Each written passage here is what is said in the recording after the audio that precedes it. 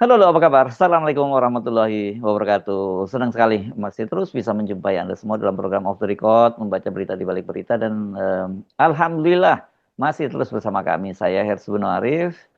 Dan saya Gibeta senang sekali menjumpai teman-teman off the record semuanya. Iya, Kita bahas apa nih Mas Hersu? saya kira kelanjutan yang tadi malam ya, tadi malam kan saya sudah juga membahas soal eh, marahnya orang Aceh karena wilayah sebagian wilayah itu diserahkan oleh Mendagri eh, Mhm.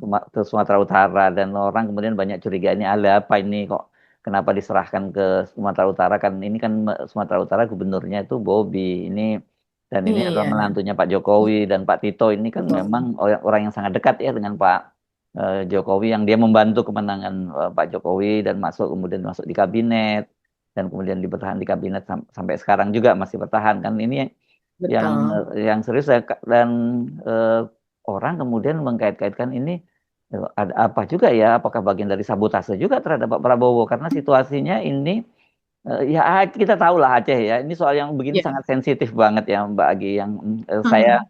dalam konten saya tadi malam mengingatkan kasus tahun 53 sebenarnya tahun 50 persisnya ya ketika Mhm. Aceh itu akhirnya digabungkan wilayah mirip-mirip sebenarnya kalau pada waktu itu langsung digabungkan dengan Karesidenan Aceh dihapus dan kemudian digabungkan dengan Mhm. Sumatera Utara ya itu membuat kemudian mantan gubernur militer dan juga tokoh dan apa tokoh ulama sana ya Daud Bereh itu kemudian melakukan pemberontakan dan bergabung dengan ITI. Nah ini sebenarnya kan ini Mhm. yang mesti kita cegah nggak boleh terjadi semacam itu karena situasi di Aceh itu kan sekarang ya belum pulih sepenuhnya sebenarnya Mbak Agia dari konflik yang Mhm. berkepanjangan kan setelah itu Iya. muncul gerakan Aceh Merdeka dan sebagainya.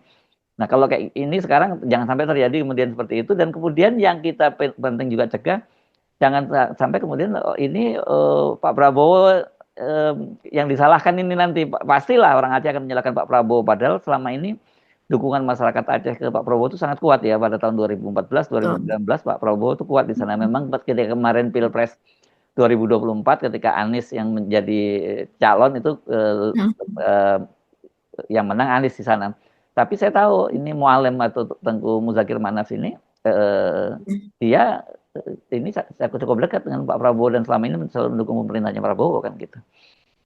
Iya, iya, betul sekali Mas Hersu. Jadi ini memang sebetulnya masalah ini sudah ber apa ya berlangsung cukup lama Mm, gitu ya, mm, seperti halnya dijelaskan oleh Menteri Tito begitu. Jadi ini biasalah konflik perbatasan atau mm, perebutan wilayah atau ketidaksepakatan atas batas-batas wilayah begitu. Nah, mm. kabarnya yang ada di Aceh ini pun itu juga sudah berlangsung cukup lama. Kalau itu versi dari Tito ya Mas Hersu. Ya memang Nah, sudah cukup sebetulnya lama, memang cukup lama tapi selama ini ya. selalu di keputusan Mahkamah Agung itu terakhir itu wilayah itu masuk ke Sumatera Utara, masuk ke Aceh gitu, Pak. Betul, dan itu memang berdasarkan bukti-bukti itu kan memang Ya, berdasarkan sejarah, terus yes. kemudian prasasti apa dan sebagainya begitu Mm, ya. mm, Mungkin sedikit saja kita singgung, mungkin di HP sudah ada, tapi pemirsa of the record mungkin belum menonton. Ini kita singgung apa saja sih mm, bukti-bukti sejarah bahwa ada 4 pulau, yaitu mm, Pulau Panjang, Pulau Lipan, Pulau Mangkir Gadang.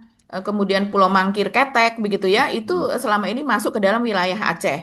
mm. Dan sekarang juga masyarakat ini kan memperlihatkan bahwa mereka ber-KTP Aceh apa dan sebagainya begitu. Jadi itu sebagai salah satu bukti-bukti. Memang menurut Pak Tito, batas wilayah darat itu memang yang selama ini sudah disepakati. Tapi batas wilayah laut itu yang memang diperebutkan begitu dan belum disepakati. Kenapa? Karena memang memiliki potensi minyak dan gas yang dianggap sebagai harta karun. Jadi bukan, Oh, iya. jadi itu Jadi motifnya ya kira-kira itu Mbak Agi ya. Hmm. motifnya pasti itu Mas Hersu, karena di berbagai wilayah yang lain seperti di Halmahera apa wilayah-wilayah yang lain yang di mana terjadi sengketa perbatasan motifnya selalu sumber daya alam. Kalau Mm-mm. tidak ya seperti yang di Kediri dengan sebelahnya apa kalau Kediri ya, saya masih ingat itu perebutan wilayah Gunung Kelut. Jadi Gunung Kelut Oh, ini kan memang memiliki potensi wisata yang sangat besar begitu ya, pendapatan dari situ untuk pendapatan wah, asli di daerahnya mana itu ya? Mm, signifikan. Jadi mm, akhirnya terjadi perebutan ketika itu. Nah, di Halmahera juga begitu sumber daya alam. Nah, ini tentu saja itu Mas Hersu gitu. Tapi baru lagi-lagi ini diputuskan pada masa Bobi, keputusan Menteri Mendagri yang diputuskan oleh Tito Karnavian ini diputuskan di masa Bobi, yang tentu saja ini membuat banyak dugaan begitu ya bahwa ada keterlibatan Pak Jokowi, cawe-cawe Pak Jokowi, bahkan ada media yang menyebut karena memang bukan media memberitakan tentang pendapat para tokoh begitu ya atau para pengamat yang mengatakan mungkin berdasarkan itulah kalau orang senangnya cawe-cawe. Jadi akhirnya dianggap ini pasti ada keterkaitan dengan itu gitu. Dianggap sebagai geng solonya Pak Jokowi bahkan dianggap sebagai ini pasti ada permintaan begitu. Nah, ini coba kita lihat bukti-bukti secara administratif maupun penampakan begitu ya di lapangan. Kenapa ini masuk ke dalam wilayah administratif Aceh? Yaitu coba kita melihat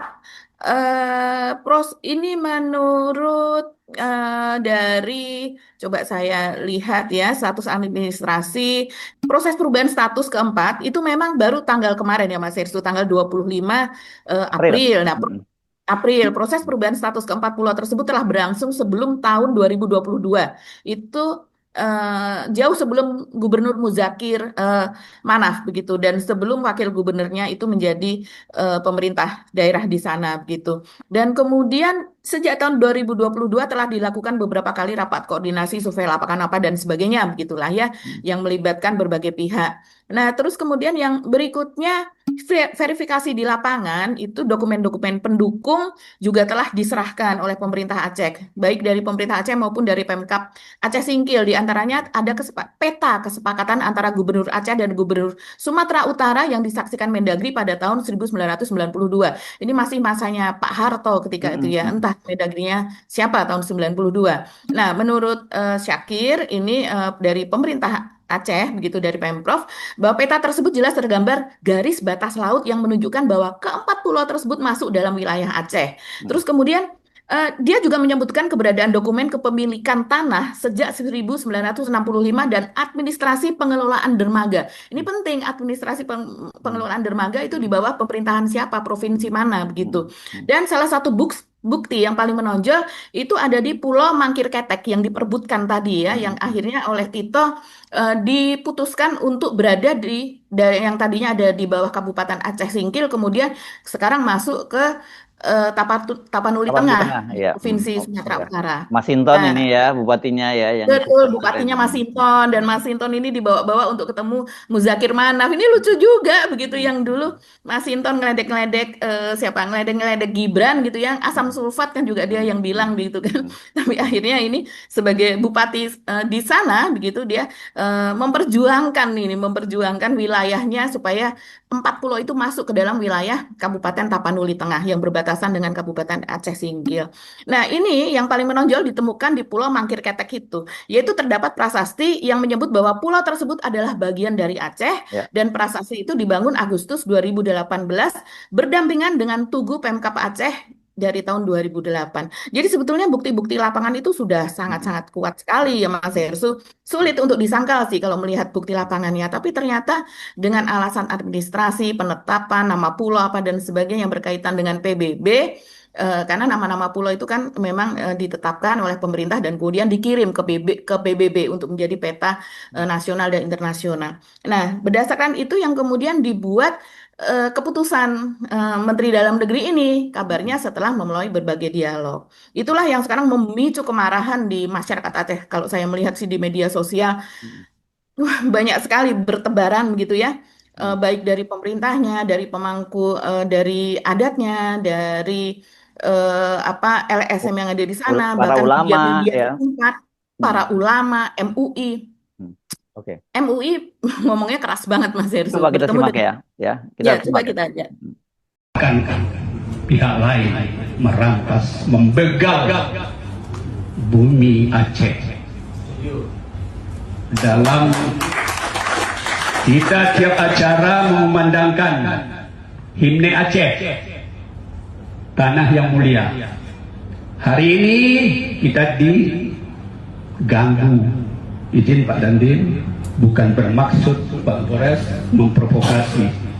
Hukum menyatakan Bang Ir, ifah mempertahankan harga diri itu wajib. Ya Abu ya, wajib dan kita malah diharamkan membiarkan hak dan kekuasaan kita diperkosa orang lain. Deklarasi kami masyarakat Aceh menegaskan kepemilikan kedaulatan atas satu bahwa 4 pulau yaitu Pulau Panjang, Pulau Lipan, Pulau Mangkir, Pulau Mangkir Gadang, dan Pulau Mangkir Ketek adalah milik Aceh. Iya, ini tapi ya kalau paham dengan soal Aceh, ulama itu memang seperti itu ya kan, karena saya tadi singgung Daud Beres yang semacam itu ya memimpin gerak pasukan-pasukan militernya sana ketika melawan penjajahan Belanda dan sebagainya, ya para ulama itu seperti ya Tengku Ditiro dan sebagainya itu. Iya ya, dan kemudian apa kata Wali Nangro Aceh Darussalam ini ada di Instagram ya, salah satu yang memberitakan adalah Aceh Ground Times. Jadi memang di Aceh itu ada beberapa medianya yang memakai nama bahasa Inggris, mungkin keterkaitan dengan sejarah Aceh yang dulu pernah dibawa ke Helsinki pada tahun 2005 ya Mas Heru, perjanjian Helsinki di mana apa dan sebagainya, teman-teman bisa membacanya begitu ya, sejarahnya seperti apa. Nah, ini Wali Nangro Aceh, Paduka Yang Mulia, Tengku Malik Mahmud Al-Haitar, dia ini mengatakan, Aceh sudah konflik 30 tahun. Kita sudah berdamai. Secara teritorial, pulau itu milik Aceh. Jadi, tegas gitu ya. Dan dia mengatakan juga bahwa kalau ini diklaim, maka akan ada ketegangan hingga picu konflik besar antara Sumut dan Aceh. Bahkan dapat melibatkan Indonesia. Ini Saya kira sesuatu yang mungkin, iya. kalau kita kenal karakter, ini kebetulan dia teman-teman off the record ya, saya sama Mbak Agi ini boleh dibilang untuk Aceh itu veteran lah ya Mbak Agi ya.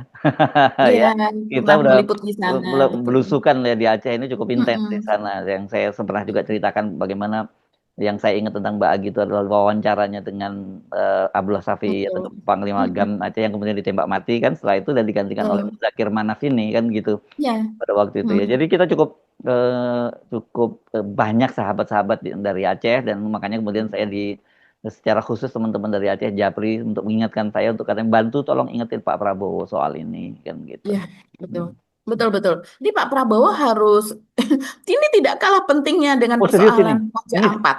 ini Begitu. ini serius Mbak, karena Serius sekali. bagaimanapun juga ya kan itu susah payah loh Mbak, bagaimana kemudian kita semacam katakan kita kalau sebut blessing juga nggak pas ya, bahwa tsunami Aceh itu meskipun itu adalah bencana tapi kan kemudian membawa kelompok-kelompok yang bertikai antara NKRI, antara Ya. Republik Indonesia dengan GAM bertemu dalam perundingan yang disebut tadi itu di Helsinki itu, dan kemudian menjadikan perdamaian. Bahkan pimpinan Betul. GAM itu udah berapa kali jadi gubernur di sana gitu. Tapi konflik itu kan belum sepenuhnya pulih ya, luka lama itu Ya. belum pulih. Jadi jangan kemudian ditambah hal-hal yang sebenarnya nggak ada pentingnya nih buat pemerintah pusat. Mau tetap berada di pemerintahan di Sumatera Utara atau di Aceh, kan ini juga kalau kemudian ada tambang dan sebagainya, itu juga nanti ada kaitannya izin-izinnya. Kalau sekarang kan pemerintah pusat yang memberikan gitu.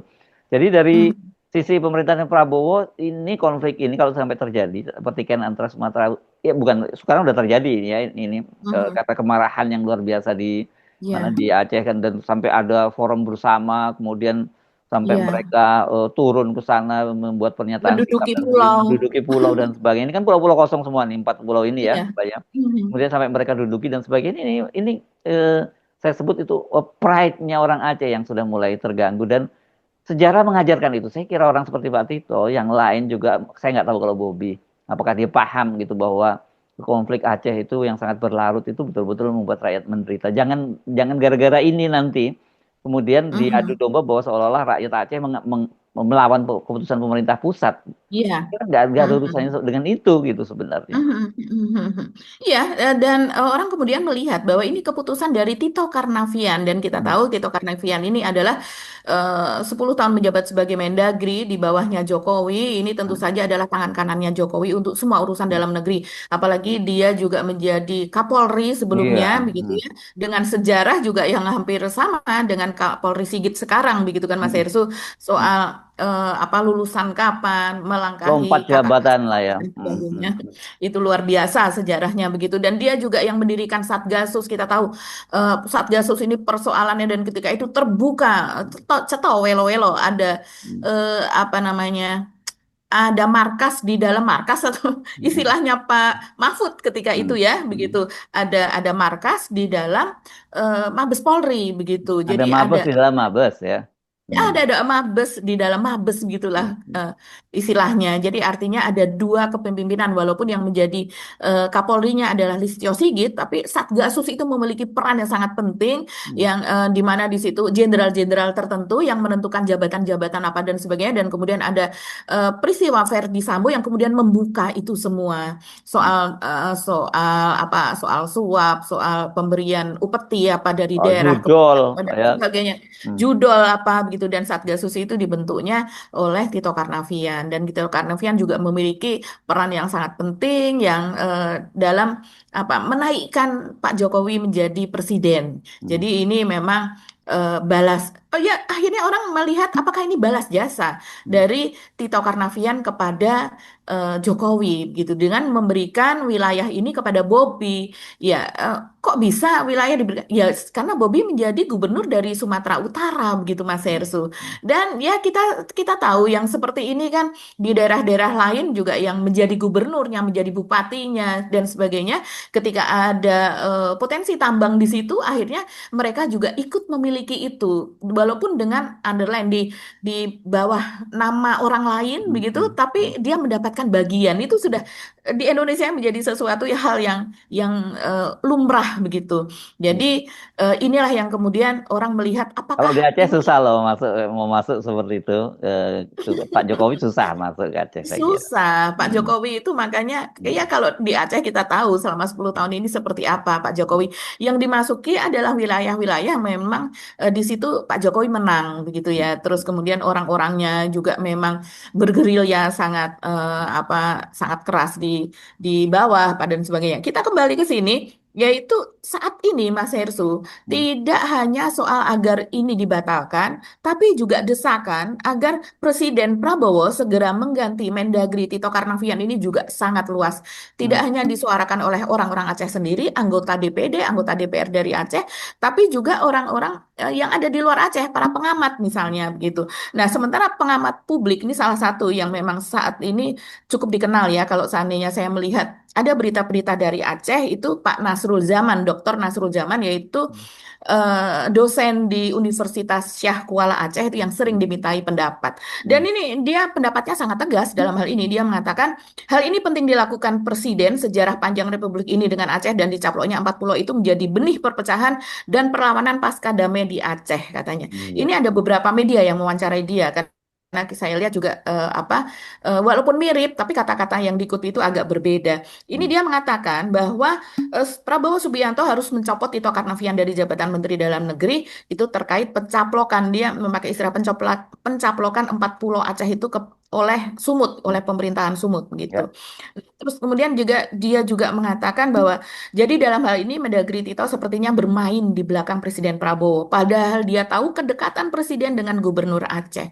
Lebih jauh dia banyak ulasannya di media. Silahkan teman-teman mencari sendiri begitu. Jadi dia mengkhawatirkan bahwa langkah ini apa yang dilakukan sekarang ini akan menimbulkan kemarahan pada masyarakat Aceh dan kekecewaan masyarakat Aceh itu bisa berkembang menjadi benih perlawanan seperti masa konflik dahulu. Ini orang Aceh yang ngomong dan dia juga seorang peneliti, dia seorang dosen. Ya. Saya sangat masuk akal pendapatnya. Iya ya, itu kan faktor kesejarahan yang saya kira Iya, siapapun, betul. nah termasuk juga para pejabat pemerintahan dan mestinya belajar hal semacam ini pasti mereka paham. Tapi kenapa yang Mhm. begini kok ditabrak gitu? Itu yang membuat saya bingung gitu. Iya. Nah, coba kita lihat pendapat partai kader dari Partai Demokrat ini Mm, yang ada di Sumut, Mas Hersu, namanya Aris Tampu Bolon. Kita lihat dari berbagai sisi ya, dari mm, berbagai angle. Dia mengatakan Tito harus membatalkan keputusannya tersebut, segera keluarkan keputusan susulan untuk menganulir keputusan 40 Aceh jadi milik Sumut. Terus dia juga mengatakan bahwa tidak mungkin keputusan Mendagri itu keluar kalau tidak ada permintaan. Jadi wajar saja kita curiga ada agenda di balik 40 Aceh itu jadi milik Sumut. Begitu. Eh, Dia juga menyarankan, dan ini juga banyak disarankan oleh netizen Mas Hersu, Hmm. bahwa sudahlah pemerintahannya Bobi sekarang Gubernur Sumut tersebut itu kan masih banyak potensi wisata di sana, potensi sumber daya alam di sana. Hmm. Salah satunya yang selama ini orang sering mempersoalkan adalah potensi wisata di Nias, Mas Hersu. Pulau-pulau itu kan Ya. memiliki potensi yang Hmm. eh, tempatnya sangat indah, bisa dijadikan destinasi internasional, tapi selama ini dikenal sebagai salah satu tempat wilayah yang miskin di Indonesia ini, Hmm. termasuk yang ada di papan bawah. Misalnya kalau di Jawa Tengah, misalnya Banjarnegara, apa dan sebagainya. Kalau di sana itu salah satunya Nias. Ya. Padahal kalau dikelola dengan baik akan menjadi potensi wisata yang sangat baik. Itu ya, yang itu aja belum diurus, ini sudah mau mengurus hal yang lain, bahkan sampai mendatangi. Karena memang sudah diputuskan ya, sudah Hmm. mendapatkan legalitasnya dari Tito Karnavian, mendatangi Muzakir Manaf dan kemudian mengatakan bahwa bagaimana kalau seandainya potensi yang ada di sana sumber daya alam seperti migas misalnya itu dikelola bersama dengan kolaborasi. Ini apa maksudnya? Hmm. Sementara apa namanya? Sementara selama ini jelas ada wilayahnya ada di bawah Aceh. Ya, ya. Oh, ini bahaya sekali ya kalau situasi ini karena pemerintah pusat kan harus harus fokus ya begitu. Ini kan soal Hmm. kita kemarin baru membahas soal Raja Ampat. Udah ada Ada langkah apa? ya, udah ada langkah Betul. pembatalan-pembatalan walaupun Hmm. masih banyak juga yang mempersoalkan karena masih ada yang tidak dibatalkan yakni GAK ya, Pulau GAK nikel di Pulau Hmm. GAK gitu. Ya, Tapi kan setidaknya itu menurunkan tensi ketegangan di Papua gitu. Nanti kalau itu di Timur, kemudian ditambah di Barat Aceh, kan itu jelas membuat pemerintah Prabowo nggak akan sanggup menangani soal itu dalam situasi ya, sekarang ya, ketika ekonomi kita sedang iya. sulit dan sebagainya. Ditambah lagi kalau Aceh itu pasti bisa berlarut gitu loh. Itu perjuangannya Betul. nggak seperti Hmm. hanya apa letupan-letupan sesaat itu, nggak mungkin terjadi semacam Hmm. itu. Ini bisa bisa berlarut dan sebagainya. Saya kira bagi semua orang yang mau belajar gitu, yang mau paham, nggak Hmm. usah pernah ke Aceh seperti kita yang rutin ya apa Hmm. yang intens ngikutin Aceh ya. Orang-orang yang belajar aja membaca aja pasti paham apa sebenarnya yang terjadi secara sosiologi orang Aceh itu seperti apa gitu. Iya, Ya, betul. Memenangkan hati orang Aceh itu butuh waktu yang tidak ya. setahun 2 tahun saja, Iya, iya, sulit sekali. iya. Bahkan sudah ada perjanjian, sudah ada, itu pun tetap saja orang Aceh sampai sekarang itu trauma. Kenapa? Hmm. Karena banyak sekali di antara anggota keluarganya menjadi korban, Yes, walaupun di atas sudah ada perjanjian. Korban itu mereka punya punya anak, punya cucu yang tidak terurus apa dan sebagainya, Mas Hersu. Dulu juga zaman mereka kehilangan harta benda, ketika saya di sana saya melihat sendiri bagaimana sekolah-sekolah itu di bumi hanguskan. Mm-mm. Sampai kita berkilo-kilo berjalan tidak ketemu orang sama sekali. Yang ada hanya saya, kameramen, sopir dan teman dari Dompet Duafa yang ketika itu menebarkan amanah dari dari ini Dompet Duafa begitu. Jadi kita hanya rame kalau di situ misalnya ada masjid di tengah kota seperti itu. Tapi nanti di jalan-jalannya ya nggak ada begitu. Iya, iya, Jadi langsung hilang begitu saja. iya. Nah sekarang Aceh sudah kondisi seperti ini. Apa sih gunanya ini hal seperti ini gitu Mm. dikutak-kutik yang kayak begini yang akibatnya hanya mendapatkan apresiasi dari Pak Jokowi tentu saja apresiasi dari Bobby. Nah sejauh ini saya melihat apa yang dikatakan kalau masyarakat Aceh bergolak ya. Tapi bagaimana kondisi di Tapanuli Tengah, Kabupaten, dan juga di Sumut? Masyarakatnya apakah bergolak juga yang mereka kemudian berjuang memperebutkan 40 ini karena ini hak kami? Enggak Ternyata ada tidak, urusannya. tidak ada urusannya. Iya, Karena iya. memang dalam sejarahnya Hmm. terhadap 40 ini bukan masuk ke dalam sejarah Iya. warga Sumut begitu ya Mas Hersu. Jadi apa membuka konflik yang seperti ini walaupun sudah terjadi perselisihan batas wilayah dan sebagainya sudah lebih dari 10 tahun kata Pak Tito. Ya sudah disesuaikan saja dengan dengan fakta-fakta sejarah, dengan data-data yang tadi antara lain kita sampaikan. Ini saya gara-gara ada berita ini, jadi tertarik untuk membuka media-media, tapi media yang di Aceh begitu Mas Erso. Hmm. Ini salah Hmm. satunya ya dari Kabar Aceh Selatan. Nah ini Sudah jelas bahwa Bobby ketika bertemu dengan Muzakir Manaf, tapi yang kemudian pertemuan tersebut dengan alasan mendadak begitu ya, Hmm. terus kemudian Muzakir Manaf pergi meninggalkan Bobby karena dengan alasan bahwa dia sudah ada jadwal yang lainnya begitu. Janji Nah, kunjungan ke daerah ke barat Aceh Baradaya katanya begitu. betul, berkunjung ke daerah yang dia sudah janji dengan warga setempat. Nah, pada acara itu, Bobby jelas-jelas mengatakan seperti ini, Mas Hersul. Tadi kami bersama Gubernur Aceh bersepakat untuk kita kelola sama-sama. Kalaupun ada potensi sumber daya alam, yaitu kita bisa kelola sama-sama. Termasuk ada migas, yaitu minyak dan gas ya. Juga kita bisa saling berbagi gitu. Terus kemudian dia mengatakan, jadi tadi kita sampaikan, kita kolaboratif, kita kolaborasi. Kalau bicara potensi ya, jadi tidak bicara akan dikembalikan atau tidak. Maksudnya pulaunya akan Hmm. dikembalikan ke Hmm. Hmm. Aceh atau tidak, karena sudah diputuskan oleh Tito ya. Kalau ke depan ada pembahasan itu ya kami terbuka saja, dia mengatakan demikian. Nah, sementara ini dari Bupati Singkil Safriadi, dari yang tadi kita jelas ya, Bobby sangat jelas mengetahui bahwa pulau itu berpotensi memiliki migas yang sangat besar. Nah, sementara dari Bupati Singkil Safriadi juga mengatakan hal yang sama. Dia mengatakan bukan hanya pulaunya, ada harta karun di dalamnya yaitu gas dan minyak katanya. Hmm. Jadi sangat bernilai tinggi keempat pulau tersebut. Nah, ini menjadi sesuatu yang aneh kalau kemudian kita melihat bahwa Pak Tito kemarin ya ketemu dengan Prabowo, tapi kabarnya itu membahas soal Giant Sea Wall itu kan salah satu yang memang Hmm. ingin dibangun oleh Ya, ya. Prabowo PSN selain ya. MBG. Ya, ya. Betul, Hmm. betul. Itu salah satu PSN yang didahulukan, diprioritaskan. Nah, kepada kepada wartawan, kepada media, ini kok dia seperti pura-pura tidak tahu ya bahwa Hmm. ada migas di situ. Ini gimana ceritanya seorang mantan Kapolri yang tentu saja ini memiliki apa ya daya intelijen ya Hmm. tetap saja walaupun sebagai Mendagri saya rasa Pak Tito ini orang yang pandai dan memiliki jaringan intelijen. Hmm. Dan dia mengatakan bahwa sangat bagus. Saya nggak mendengar ada migas. Saya belum pernah dengar ini. Baru dengar ini, Hmm. katanya. Ini saya mengutip dari Kumparan Hmm. saat ditemui di Komplek Istana Negara Selasa 10 Juni. Hmm. Apa yang dia katakan itu ketika ditanya oleh wartawan soal eh, pernyataan Bobby yang mengajak untuk berkolaborasi mengelola pulau Ah, tersebut ya, kepada ya, Muzakir Manaf. Nah, makanya ya. dia mengatakan sangat bagus. Hmm. Saya nggak mendengar ada migas. Saya belum pernah dengar ini. Baru dengar ini. Masa sih Pak Tito? Ini sesuatu yang yang hil yang mustahil ya. Sepertinya Ya, ya, kalau ya. kita orang awam begitu. Dia mengatakan, jadi itu sangat bagus kalau seandainya dari bawah sendiri menyelesaikan. Kita dari pusat senang sekali. Itu maunya kita dalam setiap penyelesaian batas wilayah kita selalu berusaha ada win-win antara pihak daerah yang berbatas. Jadi saya rasa targetnya kalau seandainya tidak menguasai sepenuhnya, ya setidaknya 50-50. Sepertinya targetnya seperti itu, Mas Irsus. Mm-mm. Ya, ya, ya, apa yang yang disampaikan oleh Bobby kan juga begitu ya. Oke, dia nggak akan ambil, tapi minimal gue dapat separuh gitu kan.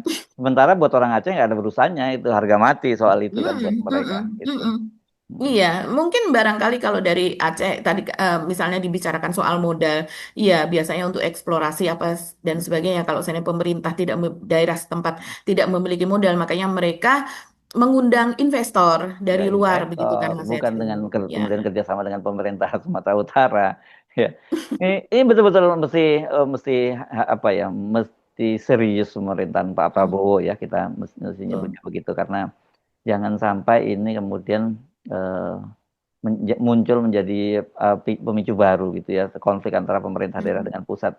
Kita jujur saja kita nggak ingin hal itu terjadi lagi, menimpa lagi ya. saudara-saudara kita di Aceh ya. Cukup deh ya konflik yang berlarut berkepanjangan itu, yang kemarin itu kalau nggak ada tsunami itu blessing lah sama dia Mm, sebenarnya. Kita tahu bahwa betul. banyak korban, tapi Mm, mm, karena tsunami itulah kemudian bisa didorong untuk melakukan perundingan. Kalau ini lagi terjadi lagi, saya benar-benar khawatir gitu. Jadi untuk apa sih targetnya? Kalau cuman misalnya pemerintahan itu, kalau mereka melihat itu migas gitu. Kalau pemerintah pusat kan tetap aja, apakah dikelola oleh pemerintah Provinsi Aceh atau oleh pemerintah Sumatera Utara, sama aja buat pemerintah pusat. Nggak ada untungnya. Itu yang untung ya mungkin di eranya pemerintahnya Bobby gitu yang bisa melihat gitu. Dan kita tahu kalau namanya konsesi-konsesi seperti ini itu pasti nanti juga melibatkan, biasanya kan kalau Anda tadi menyebut investor, Ya investornya ya pemain-pemain gede-gede itu aja, dan itu biasanya dari lingkaran kekuasaan juga yang ada gitu ya Mbak Agi.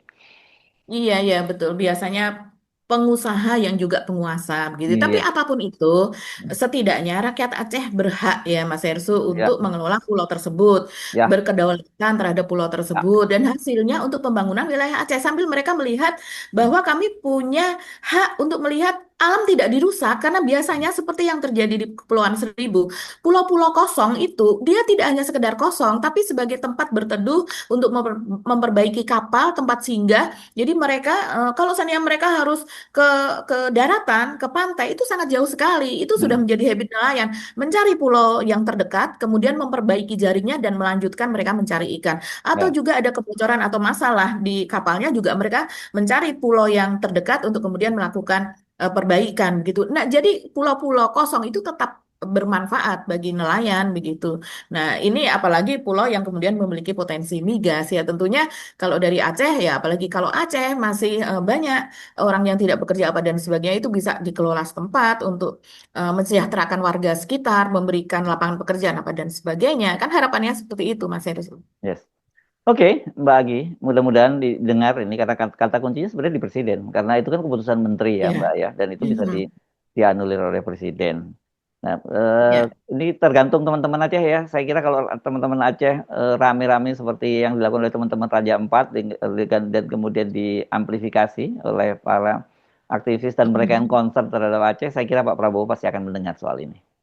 Iya, ya, dan saya khawatirnya kalau ini tidak segera ditanggapi, maka yang di bawah akan menganggap ini keputusan Pak Prabowo. Ini Yes. sangat-sangat karena seperti di masanya Jokowi, dulu Jokowi mengatakan tidak ada visi misi Hmm. menteri, tapi yang ada visi misi presiden, Ya. begitu kan? Nah, Sama, Pak Pak Prabowo yang Prabowo juga tidak, sama pasti. iya, mengatakan bahwa eh, tidak tidak terlalu jauh, apalagi Pak Prabowo pernah mengatakan keberlanjutan, begitu kan? Jadi Mm-mm. ya ini dan sikap tegas ini sudah jelas ini ada sosok Bobi di situ yang kita seringkali melihatnya sebagai representasi Pak Jokowi, begitu Ya. cawe-cawe Pak Jokowi dan sebagainya.